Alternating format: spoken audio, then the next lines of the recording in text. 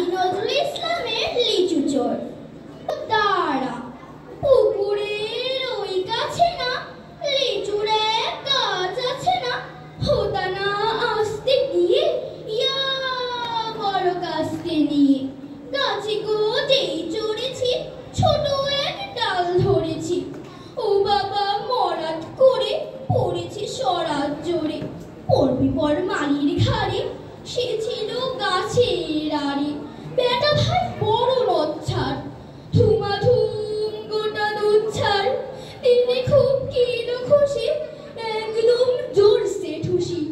আমিও বাগিয়ে থাপড়, দেহাওয়া চাগিয়ে কাপড়। লাফিয়ে নিম্ন দিয়াল, দেখি এক ভিতিরে শিয়াল।